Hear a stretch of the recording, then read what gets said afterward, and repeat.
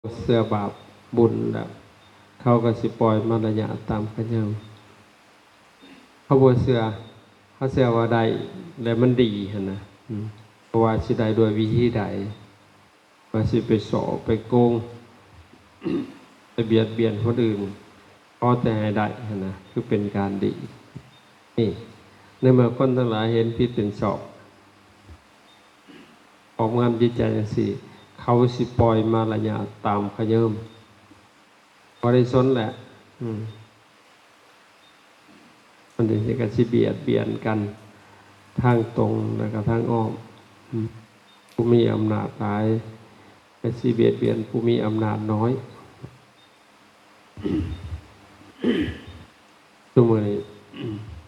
คนมันเห็นอย่างสี่เป็นคนร่ำคนรวยว่าเขาดีโลดสินะเป็นคนจนว่าเขาบ่ดีเขาได้มองไปอยู่ที่การกระทำมองไปอยู่ที่ผลประโยชน์นั่นสิคนก็สิเบียดเบียนกันนะบาดนี้บ่แม่นตั้งแต่คนนะบาดลึกๆเข้าไปในหอดวัดป่าอารามกวางปวงหมู่เซาสังโฆเจ้าก็สิบ่ปฏิบัติธรรมเพียรธรรมเป็นผู้นำทรงให้จิตจะได้แจ่มใสอากาสิละโมบโลภมากเห็นแก่ได้ผู้มีความเอื้อเฟื้อแผ่พุทธศาสนาเขาก็สิดูกันเป็นน้ำยอมสิเป็นลักษณะสิได้มีโอกาสกับหาวิธีเอาอาทรงกับอาชีเวิร์ดไปหน่อยเขา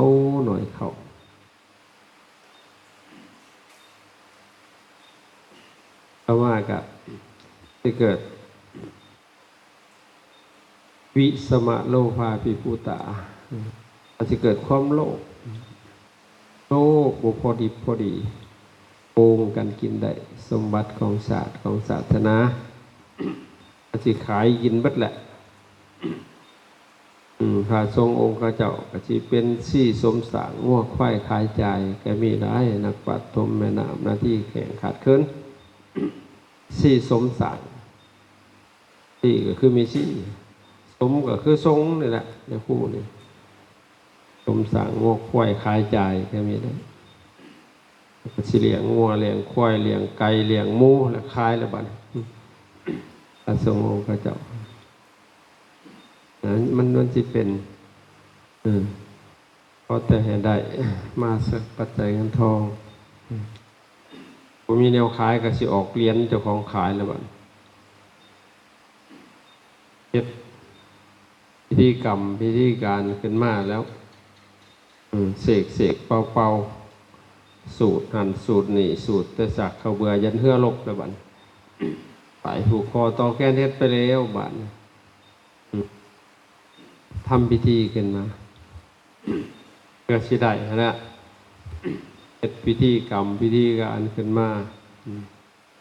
เฮ็ดบุญอีหยังกับพิธีมาห่มห่อไว้เบิดเพื่อสิได้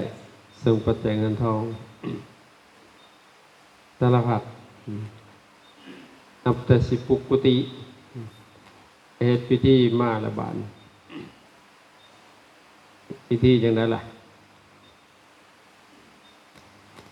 แต่เขาจะอีหยังเขาสิสร้างศาลาหั่นน่ะเขาเฮ็ดเป็นทำอิฐนั่นน่ะวางศิลาฤกษ์พิธีขึ้นมาละบาดแล้วก็บูชาหันบูชานี่บูชากกเสาเจ้านั้นก็ยอดช่อฟ้าประตูโค้งก็ยอดช่อฟ้ายังแต่ถาดพ่อแม่บ่เฮ็ดยอดช่อฟ้าแล้วบัดเจ้านั้นสิเฮ็ดไปเบิดเป็นหยังล่ะหาวิธีสิกินเงินเอาเงินแล้วจังน้อยตายแล้วก็ต้องสูตรอีก3ขาบผัดไว้นึงบ่มา7มื้อหรือว่าสิหางานเข้าให้ยะคู่อีกมัน แล้วครู่แล้วเสียหางานเนี่ยมันบ่มีกิจนิมนต์เอาไปแล้วบาทหาหน้าที่เอ็ดพิธีเพื่อสิไปแสวงหานะผลประโยชน์หาได้เงินได้หลายเลยกับชิกและบาทชิกไปใส่เงินเบิดบวชใหม่แล้วก็เฮ็ดแต่งแก่บูชาปัดไว้เสียขอรับศพคำโพคำให้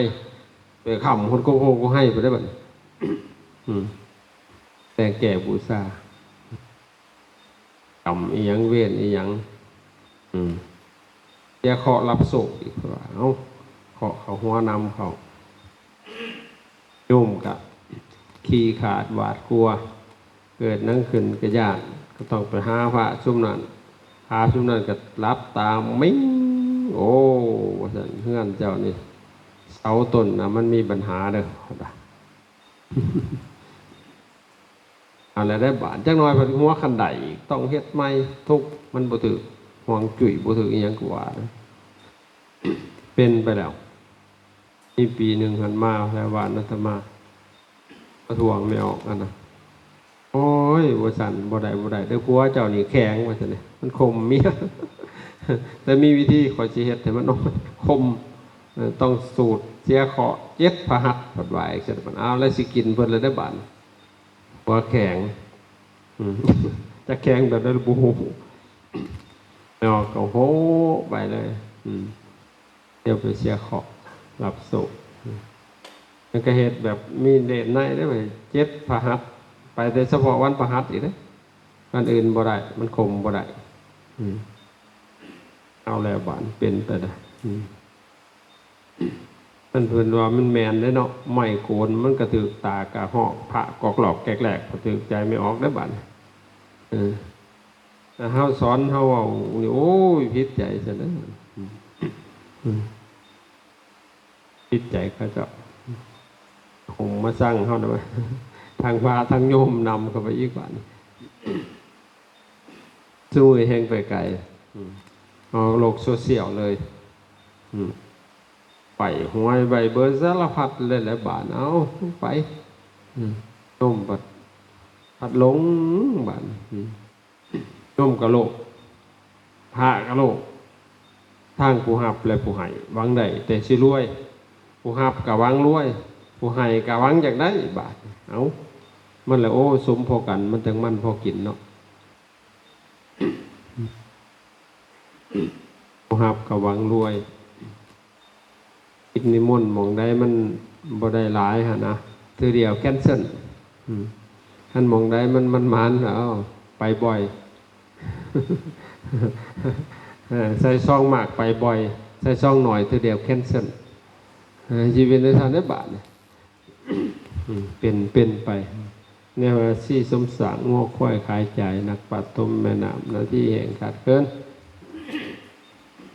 ความโลภบุพอดีปงกันกินโอ้ยตัวโยหลอกมองสารพัดเลยต่อมาอีกอสัตธรรมราคะลัตตามีความกำหนัดกะเป็นบากามบานมากสู่ร้ายลูกร้ายผัวร้ายเมียเจ็บ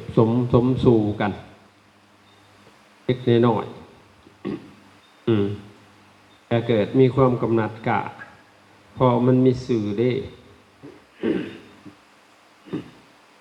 มีสื่อ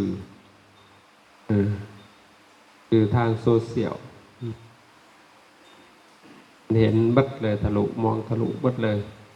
มันหูกว้างตาไกลใจบอดนอนกอดกิเลสมาเกิดเต็มบ้านเต็มเมืองหูก็กว้างเสียเหลือเกินได้ยินทุกมุมโลกฮัลโหลปัดว่าอยู่สิไดรถแองเจลิสได้ยินเลยเปิดกล่องดูตาสิมองไปอีกทะลุเลยโอ้ยังรออยู่นะปัดว่าบัวเราเห็นบัดในสภาพจิตใจที่มันบอดบาดเนี่ยนั่นมืดบอด เป็นบาปกรรมเพราะมันมีสื่อมันให้เห็นแต่ก่อนมันปัดบ่มีสื่อกันจดหมายหากันตัวมันสิฮอดตั้งแต่ก็เสียจอดทุกมื้อนี้บ่ได้เขียนจดหมายส่งเมสเสจไปเลยพอส่งเลยจำไปโทรเอาสไลด์บาทนี่ข้านเขียนว่าเอาคิดฮอดเด้อบัดว่าจุกๆบัดว่าบ่เขียนเด้อบาดขี้ข้านมันเขียนปกติแต่บาทเอามาว่า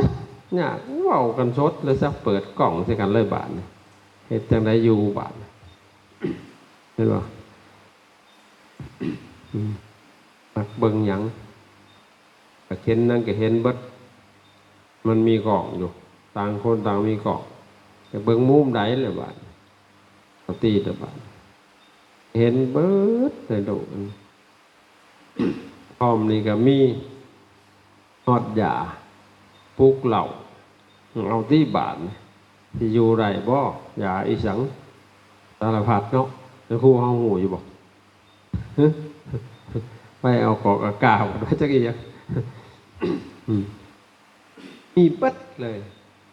เพิ่นเขาเอามาเมากันซุมื้อนี่นะ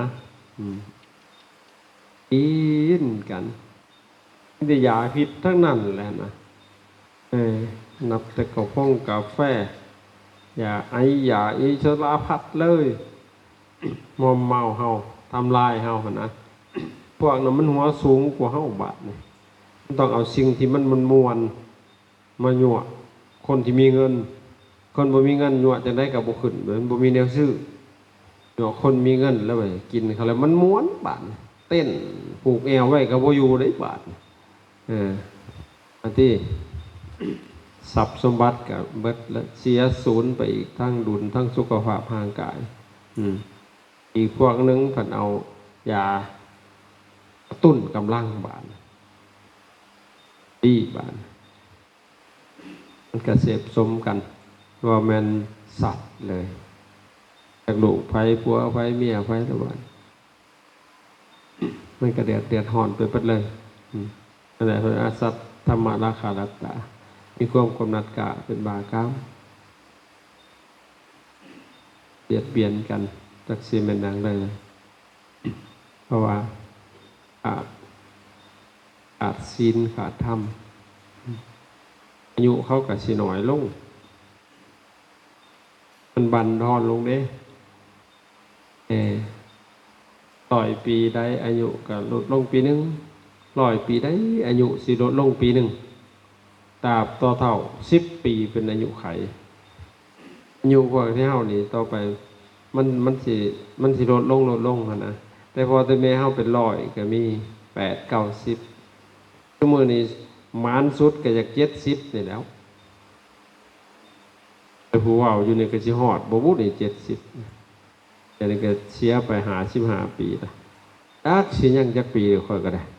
มันเสียไปแล้วใส่มันไปแล้ว55 ปี15แล้วก็60 70ยัง15 ปีนึงฮอด70จักสิได้อยู่ฮอดเลยบ่ปานเพราะหยังเพราะพิษมันก็หลายเข้าย้อนว่าคนน่ะมีกิเลสมากไต้สารเคมีมันความโลภเด้ปลูกอิหยังก็อยากให้มันได้หลายๆอยากให้มันหมากดกหาพันธุ์มาตอนมาต่อซะกันหาหญ้ามาสีดลงไปปลูกข้าวเดียวนึงไข่องลงคือรถนับแต่ไก่ก็ยังเป่าล่มเขาได้ถึงไก่เป็ดก็ได้แม่นอยู่บ่แม่นเอาไปซื้ออยู่ตลาดมันเบ่งองลงอยู่มันล่มแล้วเขาสูบล่มเขาเอาแนวอยู่แนวกินมีแต่สารพิษเลยแต่รูปแล้วก็พวกเฮาก็ตายย้อนกินเนาะแม่นบ่กินหลายมากๆอยากหลายกิเลสนาตัณหาจัดคนสมัยนี้กินหลายกว่าคนแต่ก่อนกินเข้าทั้งปากทายออกทั้งก้นจกกินอิ่มก็หายหิวคนสมัยนี้กินเข้าทั้งตากินเข้าทั้งหูกินเข้าทั้งดังกินเข้าทั้ง ลิ้นกินเขาทั้งกายกินเขาทั้งใจเลยบาดเดี๋ยวมันก็ญาติกันแล้วไว้เนาะมันกินหลายกระดองกินเขาทั้งตาหาแนวมาให้ตาเบิ้งกินเขาทั้งหูก็หาแนวมาให้หูฟังกินเขาทั้งดังก็หาแนวให้ดังดมกินเขาทั้งกายแอร์คอนดิชันเอียงต่างๆเข้าไปแล้วมันพัดลมแอร์เย็นแอร์ร้อนแอร์อุ่นกินเขาไปทั้งใจทำอารมณ์ต่างๆบัดเอาเบิ้งตักมันต่างใดเลยบาดสุมปุ๋ยในเมื่อกินหลายมันก็ต้องผลิตหลายในเมื่อผลิตหลายมันก็ต้องเบียดเบียนธรรมชาติหลายเพราะสิ่งที่เขาเอามาอุปโภคบริโภคได้จากธรรมชาติก็หาทางต้นใหม่ทางพงไพ่ปลาเป็นตะเกียงอาเจนหล่อมขเนืองนั้นนองนี้สัตว์ผู้เน่าอยู่หนามผ้ากันดินด้านใต้บูแผ่นพื้นบูแผ่นพอดานี่พญานเติงเวหาหอมเฮียงพระจันแจงดำดินดันเมฆโคคำเมฆบินดวงฝ่าอินเอื้อมแทนไว้อินต้นใหม่ก็ไล่ตายภูเขาก็ไล่ตายมันบุลงไปบุไปหาอย่างหาแนวกินขายต้นใหม่เบิดต้นใหม่ก็มีจีดีแล้วเป็นเลือดเติร์ดแล้วบ่มีหอดหมบังหัวก็นอสุดสายตาหอดบ่มีน้ำใหม่หูหมูยุงยังตนพากันขนเขาห้องเดือยใหม่ใหญ่หน่อยกระไทยถิ่มปลูกมั่นใหม่ใหญ่หน่อยเกิดขึ้นใหม่เอาไฟเผาเอารถไทยมาดุดรถซะแล้วมาดึงกลขึ้นมาเผาถิ่มท่อระนี่โอคังโอ้ยแขนคังหอมมาใหม่หาใหม่หอดบ่มีต้นใหม่ไร้ตายภูเขาก็ไร้ตายเปิดพายุมาบาดนี้มันเห็ดบาดเฮือนเขาจะเอาแป้นเลือดเติร์ดเบิ่งสหรัฐอเมริกาที่ถือมือนี่เป็นจังไดหั่นธรรมชาติกลับมาเมียนคอขึ้นแล้วเอาสางไปเบิ่งประเทศพม่าเห็นบ่ประเทศไทยให้ประเทศลาวเฮานี่ผู้มันบ่มีตึกสูงก็สิใครแน่อยู่คือสิบ่มีไผจะกล้าสร้างเลยแหละตึกสูงๆบัดนี้มันสั่นสะเทือนเป็นเป็นดาวดินฝ่าสั่นสะเทือนเพิ่นว่าย้อนว่าคนนี่น่ะบูแผ่นปืนบูแผ่นธรณีบุดุดไปหากินคุดไปหาลงไปใต้ดินพุ่นน่ะอยู่ท่าแขกเป็นจังได๋คุดเอาเกลือจักน้อยแล้วมันสิเฮ็ดบ่ได้ย่างดอกคุดลงไปจักเท่าใดกิโลเมตรจักเท่าใด100 เมตรแต่ลำพังเขาเจาะบาดาลนี่ก็บ่แห้งแล้วทั้งเบิดก็คือหากินมันได้บ่พอก็โกงกันบาดเห็นบ่มันถูกเปลี่ยนธรรมชาติในเมื่อมันบ่ได้ด้วยเล่ห์มันก็เอาโดยคนบ่ได้ด้วยมนต์ก็เอาโดยคาถาแข่งกันกินไปเบิดเลยบาดนี่ในที่สุดกินกันอีกคนอีกมันก็แม่นได้พระพุทธเจ้าเพิ่นอัญญมัญญขาธิการเขาสิกินซึ่งกันและกันกินซึ่งกันและกันนั่นเพราะมันกินธรรมดาได้กินฮอดคนพุ่นได้เดี๋ยวนี้เอาดีหน่อยไปเฮ็ดอีหยังจักหน่อยก็พอพันขายอีกคนเห็นบ่จ้างให้ไปถือผ้าให้อีกดูออกมาก็เอาไปเฮ็ดแนวอื่นเอาไปเฮ็ดยาเฮ็ดสเต็ปซิ่วยังกะว่ากันไปแล้วบัดเพื่อสิฟื้นฟูกลับคืนโอ้มันปานนั้นได้ลองดูสุดท้ายแนวอยู่แนวกินเต็มไปด้วยพิษสารพิษน้ำนี่ก็เต็มไปด้วยพิษน้ำนี่ก่อนยังมันมีคลอรีนมีสารมียังขาเสื่อเนี่ยมันก็มีอยู่หันตกขังไว้ฉันมันบ่ได้ปลอดภัย100%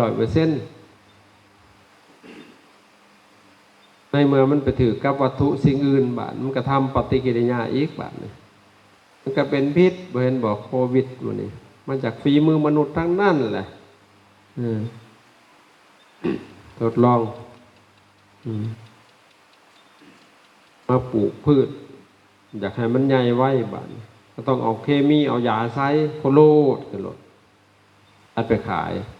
เอาเข้าตู้แช่ตู้เย็นมือเดียวนึงเปื่อยเป็นหนามเลยเอ้ามันเข้าไปอยู่ในท้องคนมันจะเกิดอะไรขึ้น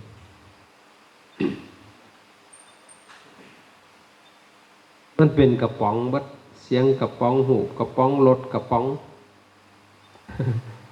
เป็นอยู่บนเสียงกระป๋องนี่กดปอกๆอยู่ในกระป๋องน้อยๆฮัลโหลอาร์ตี้กินกระป๋องเปิดปึ๊บออกสดสะดมอาหารกับกระป๋องบาดในกระป๋องหันมันบ่มีพิษเฮ็ดอันใดบาดมันขาเสือเนี่ยมันก็เลยเกิดโรคพยาธิระบาดต่างๆนานาเลยระบาดเฮาแต่พอแต่แม่เฮาคืออายุยืนแท้มันบ่มีพิษแต่อากาศก็บ่เป็นพิษมันบ่มีพิษซุมื้อนี้โว้ยฝนนี่ก็สิเป็นพิษอยู่ต่างประเทศนี่กินบ่ได้เด้อน้ำฝนปากหัวเพิ่นน่ะไอ้แบบว่ายาพิษเนาะในน้ำมันระเหยอายขึ้นไปทั้งมันเป็นกฎกรรมฐานไปถึงความร้อนความเย็นกระทบกันตกลงมาต้นไม้พิษซุ่มน่ะต้นไม้มันถึงต้นไม้ตายบาดเนี่ยทางต่างประเทศต่อไปบ้านเฮาก็สิกินบ่ได้เลยน้ำฝนมันสิเป็นพิษไปเบิดเลยบัดนี้อากาศก็เป็นพิษPMเท่านั้นจุดเท่านี้จิตหวากันไป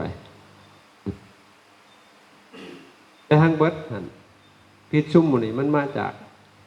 ตัณหาอุปทานของมนุษย์ได้คือด้วยอำนาจของอวิชชาความหลงนะมันก็เกิดสังขารปัญญาณนามหูปรุงแต่งกันไปเลยต่อเนี่ยกันไปเลยบ้านนี้พระพุทธเจ้าคนนอกไว้ก่อนแล้วแห่งลึกซึ้งกว่าพิษซุ่มมูลที่เขามองเห็นอันนี้อีกเลยพิษเกิดจากยาเกิดจากเคมีพวกมูลนี้พิษของกิเลสนะของโลภะโทสะโมหะตัวนี้นักหน่วงเลยเพื่อดำว่าหูเสียงกินรสโผฏฐัพพะธรรมารมณ์มีพิษหูกับมีพิษของมันน่ะมันทิ่มแทงจิตใจเวลาเห็นสิ่งนั้นสวยๆงามๆจิตใจก็ค่อยคว้าหาแต่ว่าแต่เห็นสิ่งอื่นได้เห็นคนนี่คือกันบ่เห็นบ่ญาติผัวญาติเมียกันเห็นมันงามพิษมันแทงใจเพิ่นใจก็เป็นโรคระบาดแทงทิ่มแทงใจอยู่บ่ได้กินบ่เป็นเห็นอ่ะหูมีพิษที่ใจค่อยกว่าหาบ่ว่าสิเป็นหูปอย่างที่เฮาต้องการนะมันเป็นพิษแทงใจเฮาเบิดนอนก็บ่หลับเสียงก็มีพิษบาดพิษมันทิ่มแทงจิตใจหั่นละได้ยินอยากได้ยินอีกอยู่บ่ได้กินฮอดมันโหยหาจิตใจอะไรอาวรณ์พอพิษมันแทงทิ่มเข้าไปสู่จิตใจจังเลยนี่กินรสโผฏฐัพพะธรรมารมณ์มันมีพิษนั่นน่ะเอานี่สิเว้ายังแต่ไก่กอกหญ้าหันก็ยังแทงใจจนสิตายแหละบวชคำว่ายังแบกกอกหญ้ามาอยู่มันแทงใจอะไรพิษมันน่ะเฮายังบ่ได้เห็นนั่นน่ะบัดดักสูบก็เลี้ยวหันเลี้ยวหนีแล้วบาด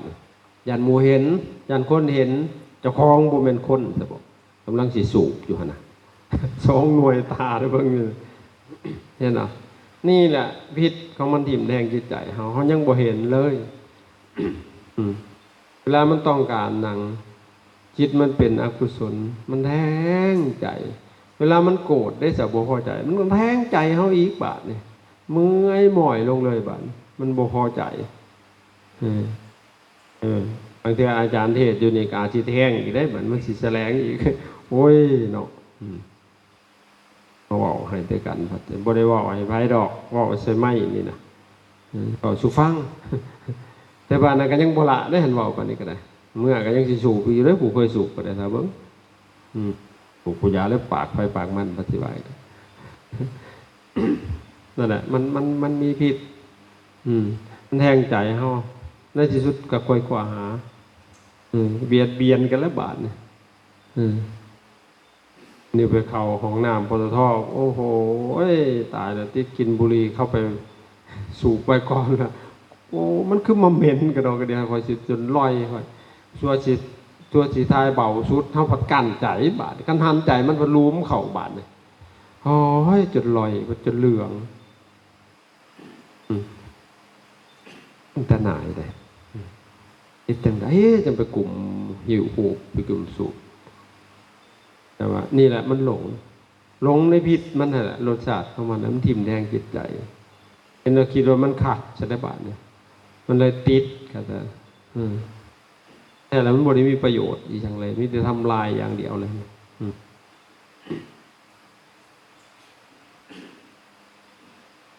ไอ้นี่เมื่ออยากมากอยากร้ายก็ต้อง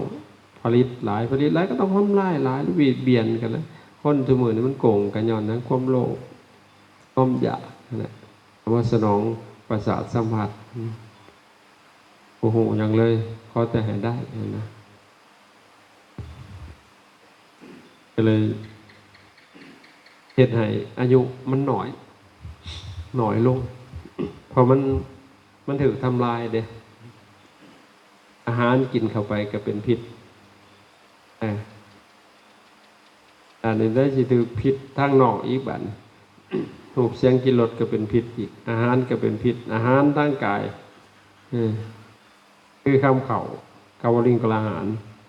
กินเข้าไปเป็นคำก็ยังเป็นพิษแล้วบาด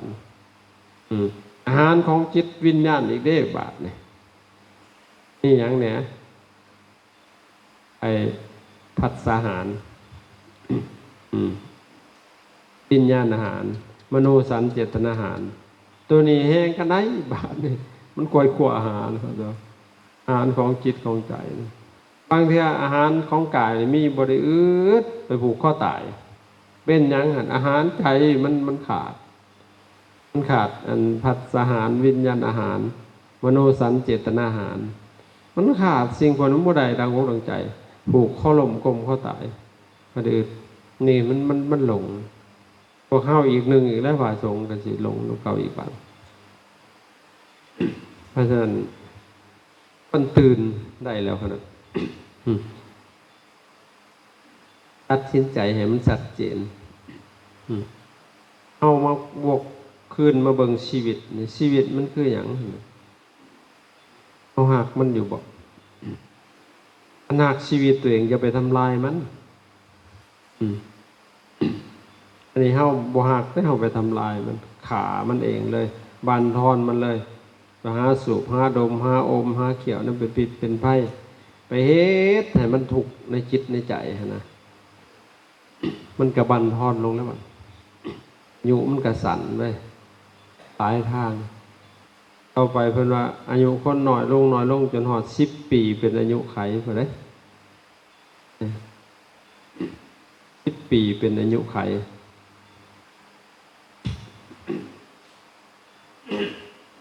ยุคต้นอายุยืนเพราะว่าคนตะกี้มันกับกิเลสมันกับบ่หนาปัญญาบ่หยาบมันบ่ทันวิวัฒนาการมาแต่กับยุคต้นเขาเจ้าก็เกิดท่านพระพุทธเจ้าพระอริยเจ้าเกิดท่านผู้บ่มีกิเลสว่าซั่นต่อไปหรือว่าบ่ท่านก็แม่นอยู่ใกล้นั่นน่ะมีธรรมมันเลยเจริญอายุก็คือกันทุกสิ่งทุกอย่างแต่ว่าการใดรับใดการใดที่ว่างจากพุทธศาสนาจากธรรม ของพระสัมมาสัมพุทธเจ้าไอ้กับนั่นเพิ่นเอิ้นว่าสุญญกับมันโลกจะอันตรธานไปไว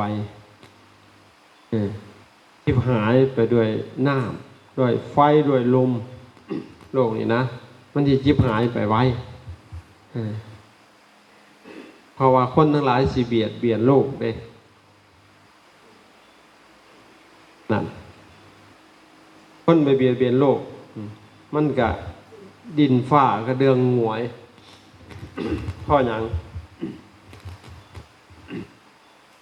โลกมันสิกำเริบจังไดมาจากลมกำเริบไฟน้ำเป็นอย่างเดียวกันเพราะว่าโลกมันตั้งอยู่เทิงน้ำเด้ตั้งอยู่เทิงน้ำตั้งอยู่เทิงลมตั้งอยู่เทิงอากาศนี่มันลอยอยู่อย่างสิในบ้านนี้วันดีคือดีคนนี่ไปเจาะลงไปเลยไปเฮ็ดให้มันแตกล่าวนะโอ้ยมันแตกได้เลยด้วยแรงของลมด้วยแรงกระแทกนะลมมันแห้งสำได้ล่ะคิดเบิ่งว่าให้ลูกเล็กนิดหน่อยนึงมันสามารถดันลดเพิ่มขึ้นไปได้เลยนั่นแหละคนไปเฮ็ดลูกเฮ็ดขีปนาวุธเฮ็ดปรมาณูเฮ็ดหยังระเบิดตึ้มขึ้นมันสะเทือนไปเบิดแล้วมันก็ต้องมีห้อยหัวในเมื่อมันมีห้อยหัวแล้วบัดนี้ลมมันปั่นน้ำน่ะเอาเบิ่งมันสิอยู่บ่จะลองเอาน้ำเข้าลูกมาปรุงลมบังดูแล้วไปเจาะหูชีดออกมาแล้วได้ลมมันมีแม่นบ่ฮะหรือว่าบังกัดอีหยังหั่นน่ะแต่ไปเฮ็ดให้มันผิวเบิ่งบาดนี่อีหยังสิไปอันมันอยู่นั่นแหละเกิดจากฝีมือมนุษย์เฮ็ดให้แผ่นดินสั่นสะเทือนแผ่นดินไหวพุ่นตัวธรรมดาว่าซั่นพระเจ้าเพิ่นก็ว่าไว้ว่าโลกพระเจ้าเลยเพิ่นว่าไว้ว่าโลกนี้มันตั้งอยู่อันเหนือเทิงน้ำตั้งอยู่เทิงลมตั้งอยู่เหนืออากาศแต่ก็เฮ็ดให้แผ่นดินไหวมันมีอยู่8อย่างเหตุที่เฮ็ดให้แผ่นดินไหวหั่นนะ1ลมกำเริบอันลมกำเริบแล้วอันแผ่นดินไหวซุมื้อนี้ในเมื่อมันแตกระแหงเนาะมันทนต่อแรงดันตัวนั้นบ่ได้ลมมันดันเด้มันดันน้ำหั่นนะทะลุขึ้นมาเลยมันแตกพอมันแตกแล้วมันมีช่องอากาศลมมันปลิวว่อนขึ้นมาแล้วมันลั่นกึบอัดอีกบาดบางบอนเขาเอิ้นสึนามิว่าขณะเพิ่นมาตั้งชื่อเอาดอกนี่เฮาก็ลองเฮ็ดเบิ่งเคยมีแรงดันแล้วปล่อยให้มันขึ้นแล้วอัดตึ้มไปเลยมันสิกระเทือนไปซ้ำได้แล้วบัดให้ลองเบิ่งนั่นแหละพระเจ้าว่าแผ่นดินไหวนี่เหตุให้แผ่นดินไหวมี8อย่าง1ลมกำเริบทำให้แผ่นดินไหวได้ก็ไม่ใช่กำเริบก็ย้อนว่ามันมีรอยแตกอย่างต่างๆขนาดจากฝีมือมนุษย์นี่แหละของภูมิฤทธิ์บันดาลภูมิฤทธิ์บันดาลที่ในแผ่นดินไหวได้เด้ไอภูมิฤทธิ์อย่างเช่นคือพระโมคคัลลานะกระดิกหัวเมโปรตีนที่ชื่อนี่ประสาทของเงินอากาศเทวราชสะเทือนหมดที่ภาษายังจำเป็นดินนั้นคือมีฤทธิ์มีอำนาจของจิตแต่อันที่3พระโพธิสัตว์ยังลงสู่คันมันดาด้วยสติสัมปชัญญะแผ่นดินไหวอันนี้ก็ได้ด้วยความปลื้มนะคัดที่บอกแม้แต่ต้นไม้ใบหญ้ายังออกนอกฤดูกาลเลยออกดอกออกใบเอาสุมิรุสั่นสะเทือนในแผ่นดินไหวนะโพธิสัตว์ยังลงสู่คันมันดาด้วยสติสัมปชัญญะ ก็เฮาก็ลองมีสติสัมปชัญญะเบิ่งสะเทือนเบิดแหละอยู่นำหมู่นี้นี่ซั่นต่อมาอีกพระโพธิสัตว์ประสูติออกเพิ่นประสูติคือเพิ่นเกิดนะอันนี้ก็แผ่นดินไหวอีกอัตภิวาทวันไหวอีกอันนี้ก็แล้วแต่ต่อมาอีกพระพุทธเจ้าตรัสรู้แผ่นดินไหวคือกันอีกอันนี้ก็ได้ว่ากันว่าคนตาบอดเห็นหงพุ่นแล้วคนพิการก็ไปได้หูหนวกยังได้ยินนะอันนี้เป็นว่าเป็นปริศนาต่อมาอีกพระพุทธเจ้าเพิ่นแสดงปฐมมาเทศนาธรรมจักรปวัตตนสูตรวัฏฏพิบัติวันไหวอีกเลยเพิ่นตั้งกงล้อแห่งวัฏธรรมมุนกงล้อแห่งวัฏธรรมให้ดินไหวไปอีกต่อไปอีกพระพุทธเจ้าปรงมายุสังขารการแผ่นดินไหวอีกอันนี้ก็นะเพราะว่าเพิ่นปรินิพพานการแผ่นดินไหวเกิดจากฝีมือมนุษย์แต่บัดนี้โลกใดการใดที่ขาดพระธรรมคำสอนขององค์สมเด็จพระสัมมาสัมพุทธเจ้าโลกนั่นก็เป็นอับนั่นก็เป็นสุญญกับจังว่าธรรมะนี่นะถ้าส่องเข้าฮอดจิตใจไผนี่มันสิสว่างสวัยแสงไฟสว่างตาแสงปัญญาสว่างใจแสงสิใสส่องสันพันผ่าเพียงประดับเงียบเงียบเปลวประกายแสงส่องแยงเฮียงจะแสงปัญญาสนองไหใจนครเครื่องหงฟังอบายเบิกฝ่าเดินหน้าสู่ที่ไม้แสงพระธรรมโบยุกโยหักเสื่อมนอนแนวแนงสืบทอดแพ่งเพียรถนอมกองกลมเกี่ยวฝันสายสัมพันธ์มุ่นเสือเครือเดิมบุรุษหลาสายชะท่าโบเสื่อมเสาถ้ำพุทธเจ้าโบเสื่อมศูนย์ธรรมะนี่ถ้ามีอยู่ในณสถานที่ใดนะเรียกว่าหาเขาถึงจิตใจของคนแล้วมันสิส่องสว่างสวัย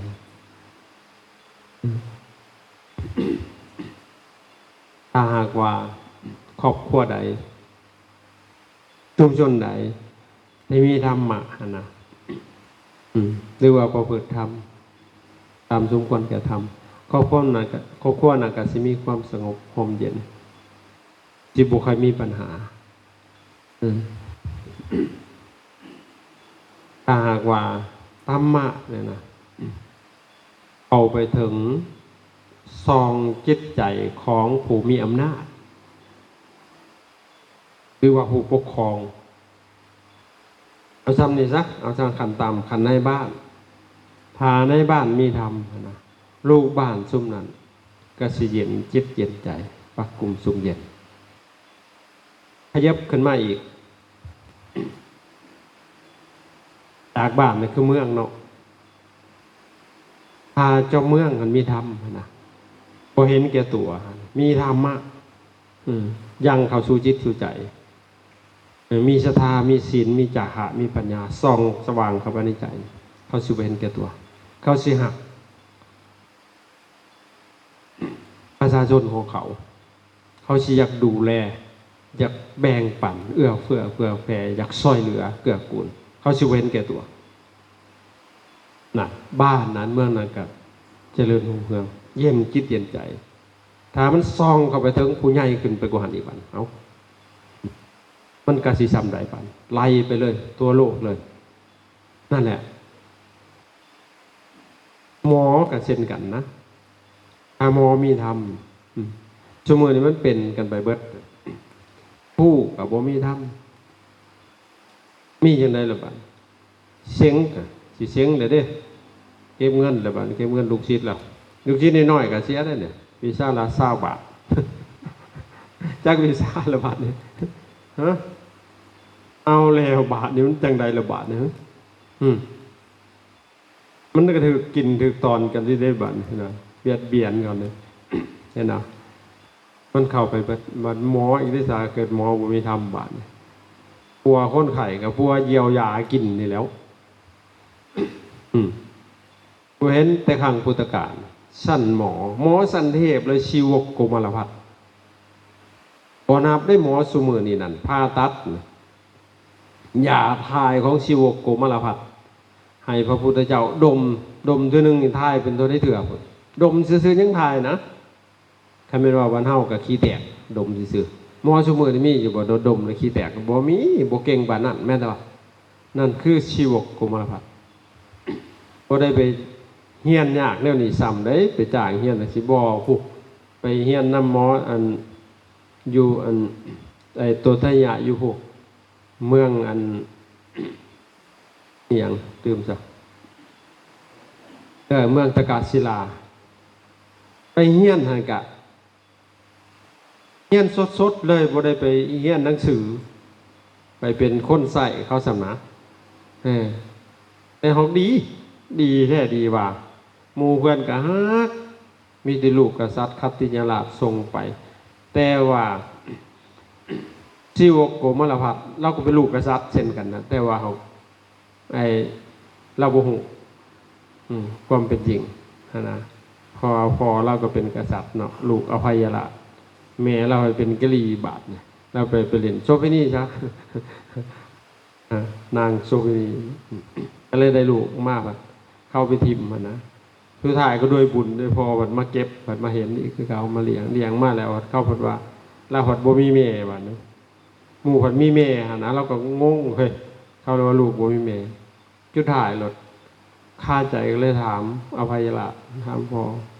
เราก็บ่ฮู้พอก็บอกความจริงแต่สอนดีสอนลูกบอกว่าพ่อกับบ่ฮู้เอาผู้ใดเป็นแม่เจ้าแต่ว่าที่นี่พอไปเห็นนั่นกากับหมามันแย่งกันอยู่มันจะเอาเจ้าไปกินอยู่ในกล่องขยะพอไปเห็นก็เลยไปเอามาเลี้ยงแล้วก็ให้รู้แล้วบาทนี่สังเวชนะชีวิตเจ้าของนะผู้ใดเนาะเป็นแม่เฮามันเห็นคันมันเป็นม้าก็เสียมาเลี้ยงเราอะคันมันเป็นกาก็เสียมาเลี้ยงคันผู้ใดเป็นแม่เฮานะก็มีแม่แต่ว่านี่พ่อว่าองค์จันเนี่ยถอยจากเลยบ่เข้าไปไกลเราบ่คู่ควรนะสิมาอยู่จังซี่นะจักมาแต่ไสนะพ่อก็ได้ว่ามันบ่เกี่ยวดอกกับศาสตร์กับตระกูลดอกมันอยู่ที่การประพฤติเพิ่นบอกว่าถ้าเฮาฝึกตนถ้าเฮาดีมันบ่ได้อยู่ที่ชาติตระกูลแล้วก็ชี้ไปบอกที่บอกว่าจะเห็นบ่ดอกบัวอยู่ในหิ่งบูชาครับ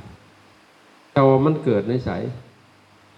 มันเกิดในหิ่งบูชาเรายังน้อยมันบ่แม่นได้มันเกิดในโคนตุ่มนั่นน่ะแต่มันบ่เพื่อนเห็นบ่คนเฮาก็เช่นกันสิเกิดอยู่ในตระกูลใดก็แล้วแต่ถ้าเฮาได้ฝึกตนสำระตนให้มันสะอาดแล้วมันก็เหมาะแก่การกราบไหว้ของชนทั้งหลายเหมาะแก่การอภิวาทวันทาพระเฮานี่เหมาะแล้วบ่กันนั่นล่ะเฮาต้องฝึกกันว่าชนีชีวกก็เป็นใจจำคำสอนของพ่อเอาควรจะทำตนให้เป็นประโยชน์นะต่อชนอันมากต่อตนด้วยต่อชาติอื่นแต่ก็ไปหาครูบาอาจารย์จำคำครูบาอาจารย์สอน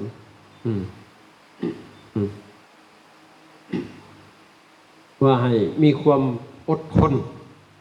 มีความภาคเพียรอดทนอดกั้นต่อทุกสิ่งทุกอย่างขันติโกเมตตาวาลาภียัสสีสุกสีละวาปิโยเทวมนุษสามะนาโปโหติขันติโกบุคคลผู้ใด มีความอดทนมีความเพียรมีความอดทนแล้วก็มากไปด้วยความเมตตาทนบุญนั่นแหละสิมียศใหญ่ที่เป็นที่ฮักของเทวดาและมนุษย์ทั้งหลายเราก็ฟังอยู่นำครูบาอาจารย์ อาจารย์กะให้พาพื้นตักน้ำตำเขาตัดหญ้าเป็นยาหากไม้ต้องก็เฮ็ดไปเห็นมามันซ้ำทำทักษะขนาดนี่แหละพวกเฮามาปฏิบัติคือกันหน่อยอย่าสิเห็นแก่เหน็ดเหนื่อยเมื่อยล้าเฮ็ดขี้ข้านเฮ็ดมันขี้ข้านนี่ยังหันใจมันบ่ได้ขี้ข้านหันอยู่วัดมือวัดเว้นน่ะเบิ่งเฝ้าเบิ่งอยู่หั่นน่ะจนมันปิดเลยบาดนะคำว่าอานาปานสติจนเป็นอานาปานสัญญาเลยตื่นปั๊บขึ้นมากระเบิงล่มโหลดฝันกระเบิงล่มโหลดย่านกระเบิงล่มอยู่ในฝันพุ่นน่ะฝันก็ยังบ่ทำชั่วพุ่นน่ะมันปานนะพุ่นนั่นล่ะอันนี้เฮาน่ะหวยฝันแล้วก็เลยตายไปเลยบาดมันบ่มีสติเลยเข้าใจบ่นี่สิพวกเราเฮ็ดซ้ำๆซากๆสังเกตลมเฮาก็สังเกตที่เบิ่งลมมันเป็นแบบใดเห็นลมยาวนี่เป็นแบบสิอิทธิพลมันกระเทือนไปถึงไสเห็นลมสั่นเป็นจังไดกระเทือนไปเบิ่งจอบเบิ่งจังซี่เบิ่งแนวคิดไปพร้อมอีกมันคิดเบิ่งฮู้เอามันอยู่จังซี่แหละซ้ำๆซากๆในที่สุดมันเลยจำเว้ยมืดต้นไม้ในป่านี่มันเป็นหญ้าทั้งบัดนับแต่หญ้าเฮ็ดแต่ในป่าวันหนึ่งเราคิดฮอดพอที่เลี้ยงแล้วก็คิดฮอดแม่ที่บ่เคยเห็นน่ะหมู่มีแม่เฮาบ่มีเนาะคิดแล้วนอนบ่หลับหายใจคนนอนบ่หลับเนาะโดนๆบัดผู้พ่ออาจารย์เราบ่ได้เอิ้นว่านั่นเราเอิ้นเป็นลูกเราแพงหลายย้อนว่าดีหั่นน่ะคุณความดีหั่นน่ะเนี่ยเขามีธรรมเลยก็เลยถามว่าชีวกเมื่อคืนนี่เจ้าลูกเป็นหยังคือได้ยินเสียงหายใจเหงือกแล้วเหงือกอีกนอนบ่หลับแล้วว่าคิดฮอดพ่อคิดฮอดแม่ที่อยากให้แล้วเราบ่ได้บอกความจริงเลยจากคนอยู่จังไดนี่มานี่ก็7 ปีแล้วจากเมื่อบ้านโอ้พ่อก็แล้วเอาจังซี่สิบอกมื้อนี้เจ้าบ่ต้องไปตำข้าวบ่ต้องไปตักน้ำบ่ต้องฝ่าเพิ่นเด้อพอจ้างคนถ่ายมาแล้วให้เจ้ากินข้าวอิ่มแล้วพอสิให้ลูกกลับในเวลาอันควรกลับบ้านหั่นนะในเวลาอันควรเป้าหมายคือสิสอบเบิ่งวีซ่าแพทย์สิวกสิเก่งซำใดมันบ่ได้สอบคือบ้านเฮาเด้สอบคือบ้านเฮานี่ไปกายเอาก็ได้บ่เห็นบ่กายเอาก็ได้แพทย์บ้านเฮาก็เต็มบ้านเต็มเมืองบ่เจ็บสัตว์ไปหาเขาเจ้าของก็เรียนจบด็อกเตอร์มาเป็นนั่นคือบัวบ่ได้บาดน่ะเห็นบ่มันต่างกัน ที่นี่ชีวกเล่าก็ฟังปอบอกเอ้าถือเอากระตาถือเอาเสียมเอาผ้าเข้าไปป่าไปหาตัดต้นไม้มาให้พอหญ้าก็ได้เครือก็ได้ที่ว่ามันบ่เป็นหญ้านะเบิ่งดูการสอบเจ๋งบ่ชีวกเข้าไปในป่าเลี้ยวไปเบิ่งต้นไม้ว่ากันว่าต้นไม้ปากเป็นมันท่วงพอจิตวิญญาณเรามันสัมผัสกับไม้ซุ่มน่ะสิละเกินนะโอ้ต้นอันนี้เป็นหญ้าอันนั้นต้นนี้เป็นหญ้านี่ไปเห็นยังก็เป็นหญ้าหมดนะนับเป็นหญ้าเส้นหนึ่งตีนเมื่อมึงกลับมาบ่ได้พ่อก็ถามว่าชีวกใช่แต่อันต้นใหม่ที่บ่เป็นโม่พ่อเลยพ่อไปเบิดมือเลยมันมีแต่ยาทั้งนั้นเลยพอเราก็ยิ้มจบวิชาแพทย์แล้วมือใหม่ไปอีก3 มื้อบ่ได้จักต้นพ่อก็เลยว่าเอ้าสมควรแล้วพ่อจะให้ลูกกลับบ้านเอาเงินให้บาทเดียวเอาที่เล่าแล้วน้ำตาตกโอ้ยชีวิตเฮาก็เหมือนฝ่าแสงเป็นดินสาบเกิดขึ้นมาแม้แต่พ่อบังเกิดเก่าแม่บังเกิดเก่าก็บ่ฮู้ว่าไผนะมาเฮียนเนาะก็คิดน้อยใจว่าอาจารย์ก็คือใจดำแท้เนาะให้เงินบาทเดียวสิกลับหั่นน่ะแถมบอกว่าชีวกเจ้าจงใส่ปัญญาอย่าให้ปัญญาใส่เจ้า เจ้าต้องใส่วีซ่าอย่าให้วีซ่าใส่เจ้าแต่ก็จื้อขันติโกเมตตวาลาภียัสสีสุกสีลาวาปิโยเทพนุสามานโพหติขันติโกต่ำขึ้นใจกลับลาอาจารย์กลับอมหอดเขตเมืองตาเกียรติมันคำซื้อกินอาหารมันก็เบิดเงินแค่บาทเดียวก็หาปานนั้นหิวเข่าบาทโอ้ยตายคักๆบาทขอกับบุเคยขอนะเช็ดอะไรถ้าผ่านหนึ่งคิดเห็นพอว่าเจ้าจงใส่ปัญญาเจ้าจงใส่วีซ่าอย่าให้วีซ่าใจเจ้าผมมีผูกไข่บ่ในเมืองนี่เราว่าสิบัวเพราะได้ยินเข่าพอวีซ่าแพทย์เต็มโตอยู่สักครั้งหนึ่งพอได้ยินเสียงอยู่ในซอยนะครับเป็นวันบ้านเฮาก็วินมอเตอร์ไซค์เนาะโอ้ยหมอเสียวคนว่ามึงได้ข่าวหมอในใช้ชีดีๆว่าซั่นเอามาปัวเมียเสียทีป่วยมา7 ปีแล้วนี่โอ้ยได้เงินงามเลยหมอหาหมอมาซื้อได้ผู้ละ100ก็หาปานนั้นเด้ชีวกพอได้ยินไปเนาะเข้าไปทันทีเลยบ้าจะว่าอย่างกันก็ว่าไฟป่วยหาหมอนี่มันมีเมียเสียทีคนหนึ่งนะป่วย7 ปีนะอันไฟนำหมอเก่งๆมาให้เพิ่นนี่เพิ่นจ้างเด้เวลา100 200ก็หาพนักไปพาน้องไปนะไปยังเลยสิไปปัวโอ้ยหนาเนี่ยนี่หนายังน้อยๆฟันบ่ทันสิ้นกินน้ำนมแล้วเป็นผู้บ่าวหน่อยเนาะอันปกติหมอมันต้องมีห่อยาแม่เว้ยบูเท่าๆส่วนหลายนะไปนะเราเดี๋ยวพาน้องไปจังได๋เราก็สิไปให้ได้ก็พาไปไปฮอดแล้วเมียเสียทีแล้วเห็นยังหน่อยๆฟันบ่ทันสิ้นกินน้ำนมมันสิยามีมาแต่ใส่หมอปัวมานี่เบิดยาเบิดเท่าใดก็เสื้อเกียนแล้วเราเฮ็ดนี้เอาเงินให้ผู้พามาแล้วก็ไรนี้พอมันสิมาหลอกเอาเงินข่อยว่าซั่นเพราะน่ะพวกเขาได้เงินเขาก็ไปชีวกบ่ยอมไปเฮ็ดแต่ใดพอปัวฟรีบ่เอาเงินเราคันบ่ดีคันดีก็บ่เอาเราว่าสิขอกินข้าวอันนี้มึงสิมาหลอกกินข้าวกูพอดบ่อีนายขี้ที่นั่นก็ได้งั้นเรามาหลอกกินข้าวตกกันไปกันมาในที่สุดลูกสาวเศรษฐีมาลินี่ได้ยินเสียงพระเอกติดเสียงชิวก็เลยโผล่ออกมาว่าโอ้แม่ให้เขาปัวเถอะบางเทื่ออันบุญเคยช่วยกันล้างเหนือพบล้างยามันอาจสิดีในชุดแม่ก็เลยเห็นแกหน้าลูกสาวก็เลยให้ชิวปัวชิวแล้วว่าถ้าบ่ใจดำเกินไปก็ขอกินข้าวสักคนได้บ่เราสิไปหายาโอ้บ่ต้องไปหายามันสักคนบ่ทันป่วยสิกินเลยเราขี้ที่แห้งในชุดชิวกลับไปหายาแป๊บเดียวของแนวตามองไปเห็นมันหูเบิดยาเนาะว่ากันว่าเป็นมะเร็งในกระเพาะบาดนี้หายามาแล้วเราก็เลยขอเนยใสนะคือนมหมดนมใสเขาเอิ้นเนยสิมาปรุงเป็นยาเราก็บ่ให้อีนายนะหมอก็ต้องถือยามาแล้วสิมาเอาจังซี่ล่ะลูกสาวก็เลยยอมเอาให้ก็เอาให้แล้วแต่ก็พ้นยาให้กินพ้นยาให้กินแล้วเราสึกคอนอนเผาเบิ่งหั่นนะแม่ของอันเศรษฐีอันลูกเศรษฐีหั่นก็บ่ให้พักอยู่หั่นให้ไปพักอยู่สวนหลังบ้านคุณนะมองดูความใจดำของเราเหมือนฝ่าแซงเป็นดินสาวไปดิเซียวกันเฮ็ดในบ้านเราก็เลยสั่งลูกสาวเพิ่นไว้ว่า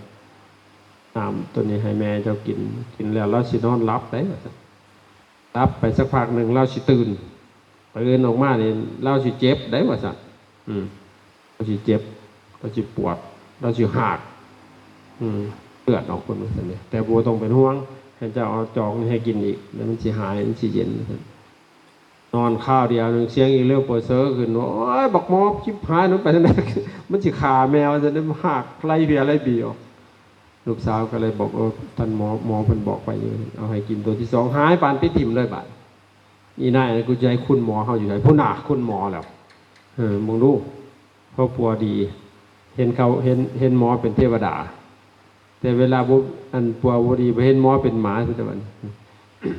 ในสุดชีวกก็ได้กินข้าว เอาแล้วก็ขอนอนอยู่ในหลังบ้านส่วนหลังบ้านบ่ต้องว่าจังได๋มานอนอยู่ปราสาทให้คิดว่าเป็นเฮือนเจ้าพอดหวายอีกเสียบัด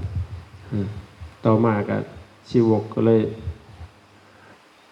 ได้เป็นคนหักกันกลับมาได้นี่เอาว่าขามไปเลยที่นี่แหละคือคนดีอัพเมื่อพอปัวเศร้าแหละอ้ายของมาเลนีพอของมาเลนีมาแต่ไปฆ่าก็เอาเงินให้ผู้ละ7,000ก็หาปะนะชีวกก็รวยเลยบาดกลับเมื่อเอาเงินเมื่อมอบให้กษัตริย์ ผู้เป็นพ่อเลี้ยงหานะ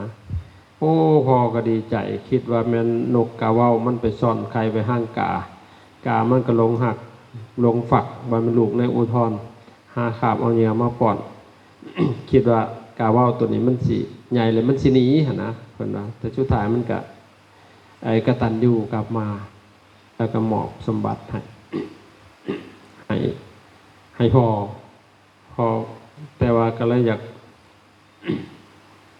ากได้เครื่องอะไรให้มันบอกมาเฮากับเช็ดขี้นี่ขี้นังอะไรพออยากซอยคนที่เขาถูกเขาเจ็บเขาเป็นอะไรนี่คือวิญญาณของหมอที่แท้จริงไปเห็นบ่อยู่เมืองไทยจะเห็นหูปั่น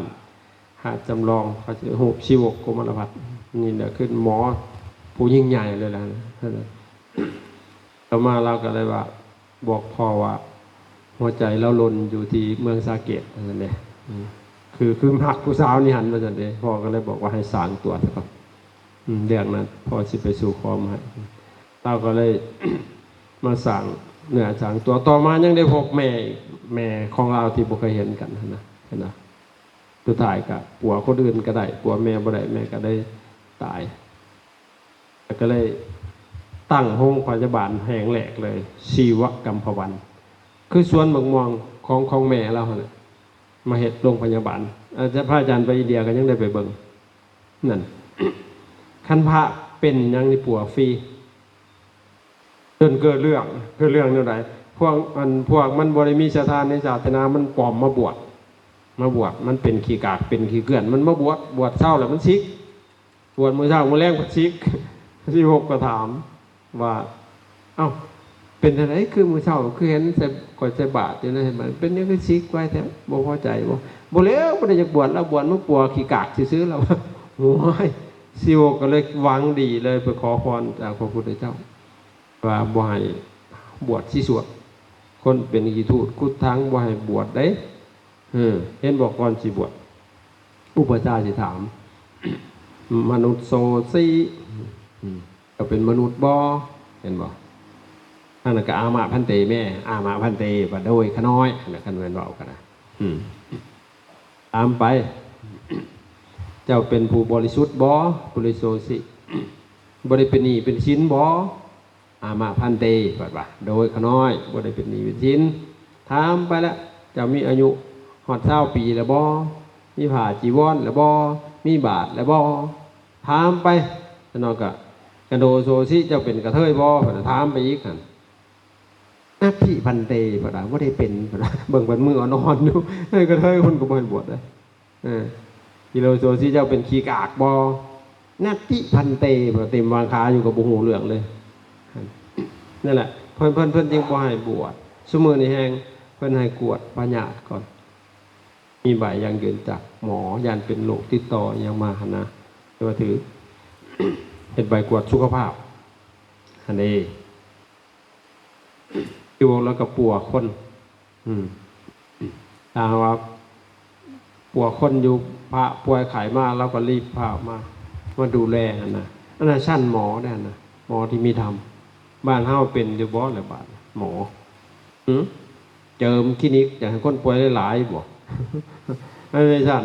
เอายาบักแพงบาทนี่เอาคนป่วยอะไรสิตายแหละเขาสิตายกันนอนอยู่หั่นแหล้วมันมันบ่มีจรรยาบรรณนั่นแหละจิตวิญญาณของหมอครูก็บ่มีจิตวิญญาณของครูมีแต่หวังแต่สิได้ครับแต่ว่ามันเป็นสั่นก็เดือดร้อนไปว่าถ้าครูมีธรรมในบัดมันก็ต่างกันเนาะมันก็ปักคุมชุมเย็นลูกศิษย์ก็เย็นหมอมีธรรมครูมีธรรมอันนี้ครูก็ได้กินลูกศิษย์ก็ถือกินไปเรื่อยๆกินใหญ่ขึ้นต่อมาเฮียนมหาวิทยาลัย ถือกินไปอีกบาทบัดสิเซ็งจบถือกินอีกบาทกินเท่าไหร่ล่ะเขียนใบประกาศเขียนใบอันบทอีหยังกับบ่ผ่านเพราะหยังขอบ่ได้กินต้องจ้างเสียอีกแล้วเพิ่นว่าเห็นบ่จ้างออกมาแล้วจ้างอีกบาทไปเฮ็ดเรื่องเหตุการณ์นี่สารพัดเลยบาทนี่มันก็เลยหมุนอุ้ยปุ๋ยเลยแต่ถ้ามีทำเอาคัดเอาคนเก่งๆบ่ได้เก่งเอาผู้นั้นแหละมันสิได้สวยประเทศชาติบ้านเมืองว่ากันไปเพื่อบริหารมันก็ดีแต่พระพุทธเจ้าเพิ่นเข้าไปสอนระดับกษัตริย์เจ้าแผ่นดินพุทธมีธรรมรู้อย่างเช่นยุคพระเจ้าอโศกราชเหมือนกันมันกับปักกุมสุมเย็นไปเบิดเลยอันนี้ห่วยมันยากเนาะยุคต้นๆคนมีบุญบรรดาน้อยวิมุตติยุคชนทั้งหลายได้ฟังธรรมได้บรรลุแห้งตลอดเลยฟังธรรมแค่ประโยคเดียวกับบรรลุอย่างเช่นถ้าคนท่านอยากปัปปะมหานามอาสสิพระอาสสิก็แสดงธรรมให้พระสารีบุตรฟังก็ได้บรรลุแค่นั้นได้ฟังเทศน์โยมก็คือกันได้บรรลุเพราะอย่างยกคนมีบุญบ้านเมืองกับปักกุมสุมเย็นธรรมศาสตร์กันยังพร้อมเลยอันนี้เฮามันสิยังนี่เบิดแต่เด่นนี่สิยังแหละบาดเกี่ยงลิ้นเลยดินได้ฝ่าแดนดาวกระเดืองงวย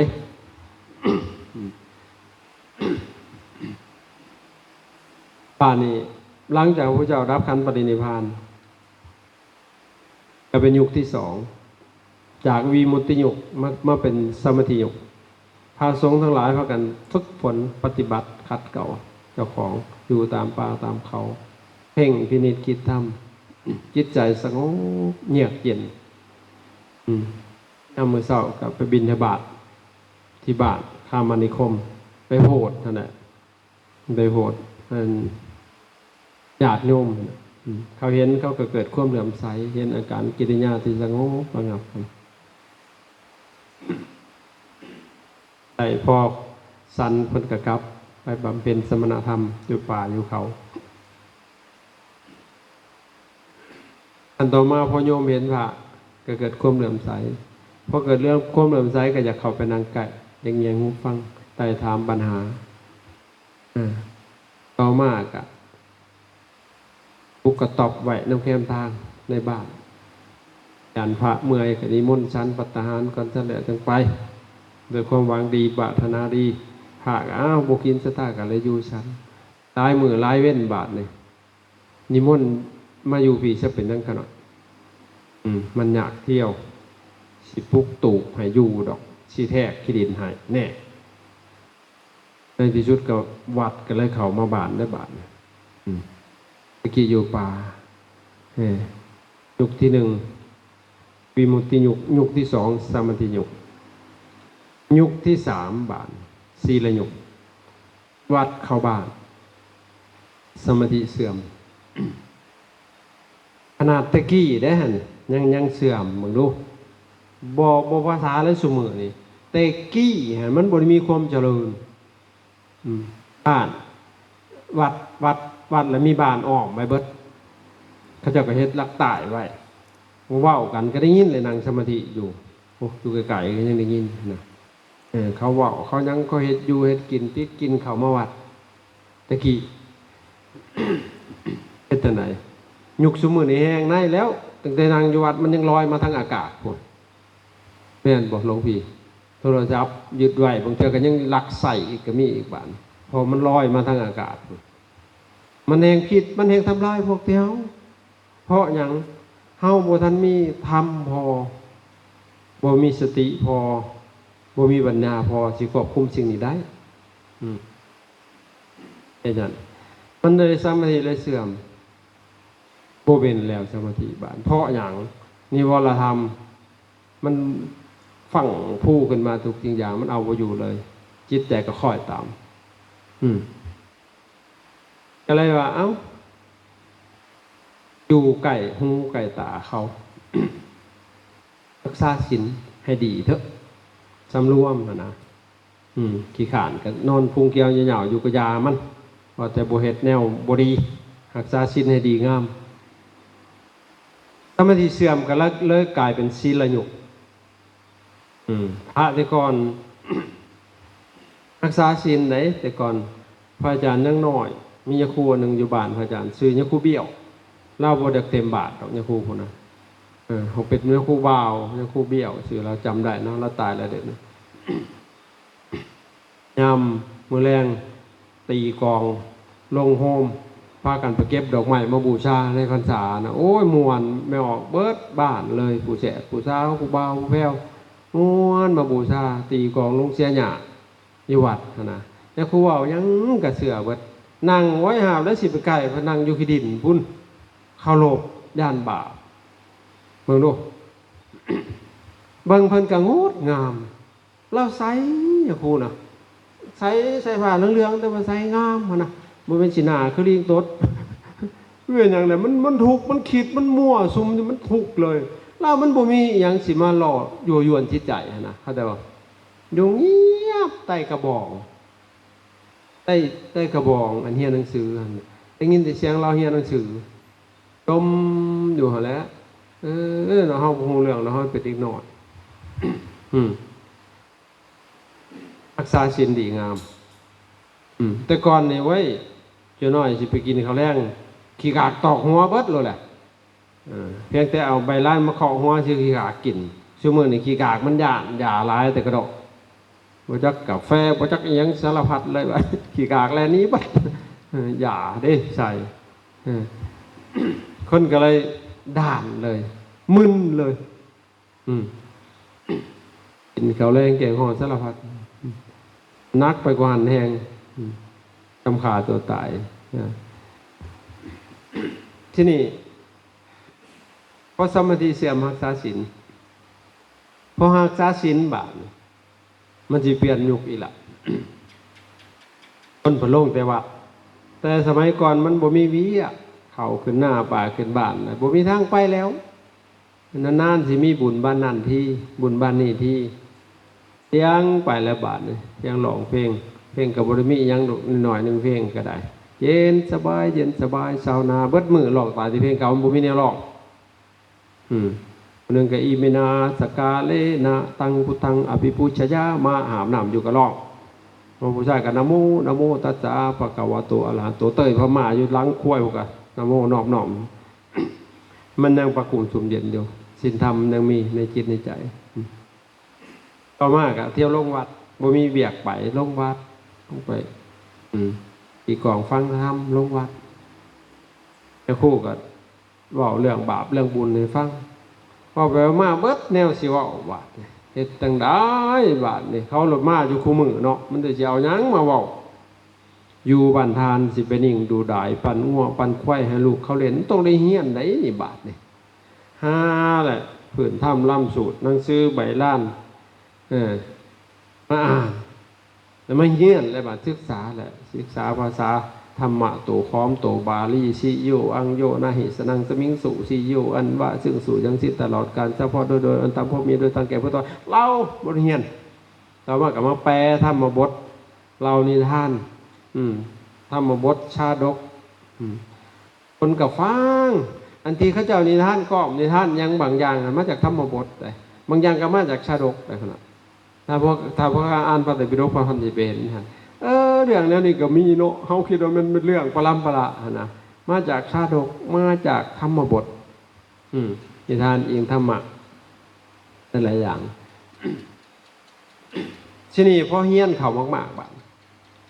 ตั้งโรงเฮี้ยนขึ้นอีกมาถึงบ้านเฮา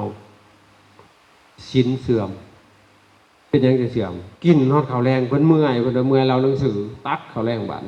อะไรได้บาทเนี่ยเฮียนมาเพิ่นเป็นจังซี่บาทวรยานบาปแล้วแปะข้อไม้จนมันถือกิเลสผู้เลยบาทเลยเอ้าวิกาลโภผัดว่าวิการผัดว่าแปลงมาได้วิแต่ไว้แปลกแจ้งต่างการะเวลาผัดว่าก็คืออยู่ได้เนาะเวลาต่างก็จะได้ว่ากลางคืนกับกลางเว้นหรือว่าบักโหลดเฮาว่าจันไปเสาหาคำมับ เพราะเดี๋ยวสิแปลไปได้ละบาทนี่เอาตะกี้พระพุทธเจ้าเพิ่นไปบิณฑบาตบ่ฮอดเที่ยงดอกบ่เกินเที่ยงแม่นแต่ว่ามันถือเอาตัวนี้เพิ่นว่าไอ้วิกาลโหหั่นเด้เพิ่นว่าวิแปลว่าแจ้งเนาะแปลกนี่วิเศษะแปลกพวกแปลกแจ้งต่างกาละเวลาต่างเพิ่นว่านี่กลางเวรกับกลางคืนเนาะกินหาค่ำก็ได้เพิ่นว่าสิได้บัดอย่าไปกินได้ปัจจุบันค่อยแปลให้อีกซะบัดมัน เอาละบาทนี่นั่นแหละ เป็นแต่อ่อนซ้อนบัดญาติโยมเพิ่นเฮียนเนาะเห็นมาสอนเขา แต่ว่าคำสอนพวกหนึ่งแบบชื่อตรงต่อคัมภีร์บาทสอนดีได้สอนเพิ่นเขียนไว้ตัวได้บ่คักเพิ่นสิวงเล็บไว้หั่นนะคืออย่างเช่นจิตนี่นะเพิ่นว่าจิตนี่มันท่องเที่ยวไปไกลเอกะจารังไปไกลเพิ่นว่าอุหะสยังมันอยู่ในธรรมนี่วงเล็บโตเฮานี่เพิ่นว่านั่นนี่นะบาดนี้คำสอนเพิ่นว่าอ้าวอภิญญาเป็นไปเพื่อความรู้ยิ่งนิสัมโพธยะเป็นไปเพื่อความรู้พร้อมนิพพานายะสังวัตติเป็นไปพร้อมเพื่อนิพพานมันคือบ่เป็นไปเพื่อสิได้พวกนั้นก็เขียนสัพธรรมปฏิรูปเลยว่าเจ้าท่านสิทธิ์ตัณหาจะได้เป็นเทวดาสันฟ้าจนย้อนเพิ่นว่าท่านมือเข่าให้ไล่เข่ามือแรงอุอามูมามุ่นมาชาทุเพิ่นว่าข้าถาหัวใจเสียทีเพิ่นว่าเอามาอุอากาศะเพิ่นว่าเอาอีกเลยบาดมีได้สิได้จังน้อยก็เขียนบทเทศขึ้นมา2หัน2นี่2เข้าแจกเพิ่นว่าสลองศาลาสลองฮอดอีหยังศาลาพัดเอาชิบหายนั่นมันแตกไปเป็น2แง่มาเฮียนในที่สุดมันก็เป็นไปเพื่อกิเลสกิเลสฝังผู้ขึ้นแล้วโยมก็ให้ท่านแล้วบาทนี่ท่านมื้อเช้าไล่เขามื้อแรงคนไปท่านบาทนี่เอาที่เลยบาทมันก็เลยกลายเป็นทานนะยุคศีลเสื่อมอันสุตะเสื่อมบาทนี่เพิ่นว่าเป็นตาสะอ่อนญาติโยมผู้มีใจกินท่านสร้างการกุศลเป็นตะเจริญเนื้อหุงเขตมูสังกะเจ้าศีลสิเสาเสื่อมลงหากยังต้องเป็ดเพียงผ่าผ่อนเหลืองๆทำวินัยบ่เคยถือที่พุทธองค์ทรงสอนสี่มันสิบ่เต็มตามขอที่พุทธองค์ทรงสอนสั่งพระภิกขุประหลาดลำสิหาเล่นเที่ยวบ่ายด่างพงไปหาเล่นกัดป่าชนไก่ล่างพงไปหาเล่นการพนันการต่อตัวหลอกให้เข้าเล่นตื่มน้ำหากยังต้องเป็ดเปียงผ่าพรเหลืองๆทำวินัยบ่เคยถือพุทธองค์ทรงสอนสี่มันสิบ่เต็มตามขอพุทธองค์ทรงสอนธรรมภิกขุประหลาดลำสิหาเล่นเที่ยวบ่ายนั่นมันสิเป็นที่เฮี้ยนก็เฮี้ยนเล็กหน่อยเพราะหูติเหลี่ยมล่วงไอสุตะเสื่อมก็เลยเป็นท่านนายกยุคซุมื้อนี้ยุคท่านได้นี่ท่านนายกยุคสุดท้ายนี่นะยุคสุดท้ายคนนี่ให้ท่านเก่งขนาดเลยตรงนี้แต่ว่าชวนไปปฏิบัติเด้อปั่นชวนไปขาปัดจุงมาลงน้ำแกงแล้วบ่ได้ดอกน้อยนี่เจ็บขาเพิ่นว่าไปเล่นไฟเบิดขึ้นเสาแจงบ่ได้เอาขาไปนำบ่บัดไปเต้นยอกๆแยกๆคั่นได้ให้ไปตัดเจ็บอันนี้มันนั่งเศร้ามีแห้งคักๆตัวนี้เจ็บขาก็นอนเบิ่งตัวเมื่อยนั่งก็นอนเบิ่งตัวลมซื่อๆย่างยืนเดินนั่งนอนเบิ่งมันหูเมื่อย่างอยู่กับหูเมื่อคิงกายานุปัสสนาจังน้อยเจ็บขาขึ้นมาหูเมื่อควมเวทนานุปัสสนาจังน้อยคิดอ่องมองขึ้นมาหูเมื่อใจจิตตานุปัสสนาจังน้อยแบบวุ่นวายจิตใจขึ้นมาอีกพุ่งซ่านขึ้นมาธรรมานุปัสสนาหูมันดีหูงามันซื่อๆมันสิได้เสียเงินจักกี่บ่หั่นน่ะอันนี้บ่ได้ฝากแน่ปัดว่าอาตมาว่าฝากนี่มาเองดีกว่าฝากพอมาเองนี่อย่างน้อยเฮาก็ชนะมารแม้แต่เฮาจากขาได้เฮาเสียสละสิ่งอื่นเพื่อสิไปก็แสดงว่าเบาไปหลายเติบหั่นน่ะถ้าเฮาได้จากขาอยู่บ่แต่ว่าโอ้ยมาเถนายันบ่อยากมาอยู่บ่จักแล้วบัดนี้ทรมานแต่ก็ดอกระเบียบพวกปฏิวัติได้พระอาจารย์เคยได้ยินนะ พ่อวัดปาอาจารย์เขาพลนี่คักยอมรับว่าซั่นเสียแนวหนึงตื่นเด็กโพดผู้น่ะแนวเสียเพิ่นบ่ตื่นเด็กอุ้ย คันมันตื่นวัก4 โมงนี่บ้าคักกว่าหันเขาว่าโอ้ยบ่ได้ที่บ้าได้เนาะเขาเลยเฮ็ดอาหารให้กินทุกกระดอกเบิ่งดูแม่ออกแม่ตนโอ้ทานมาทุกสิ่งทุกอย่างหั่นนะเบิ่งแม่ครัวเป็นปิ่นเด้อให้เฮ็ดอาหารหั่นน่ะถ้าสิอยากตื่น4 โมงไว้เนาะ บ่ได้แล้วเนาะลุกตายแล้วขนาดนั้นเนาะเพราะฉะนั้นบ่เอาเด้ออันคักเสียอย่างเดียวแต่ตื่นเด้อคือบ่ กับบ่ให้สูบยาว่าผมมีผู้หนึงว่าเสียแต่บ่ให้ใช้โทรศัพท์หลายอีกแล้วอันจุดเสียเพิ่นน่ะนะมันแฮงก็บ่เสียแล้วเว้ยเนาะแม่นบ่บ่ได้ใช้บ่ได้เปลืองหยังเลยปิดไว้เลยกลุ่มหนึงผัดเสียแต่บ่ให้สูบยาเท่าใดบ่ให้สูบจักดิโทรศัพท์ก็คือกันโอ้เอาฮอด20พรรษาอาจารย์ปล่อย ได้จักพรรษาเลยขนาดผู้ใดพรรษาหลายกูบ่รู้กรรมฮอดแล้วบ่อัน18มีอยู่บ่15 12มีบ่มีผู้12พรรษาเนี่ยยัง8พรรษาขนาดได้ใส่รถมานี่ เอาไว้สำเร็จแล้วเนาะพักผ่อนซะ มือสุดท้ายในว่าดนนะฝากไว้เด้อ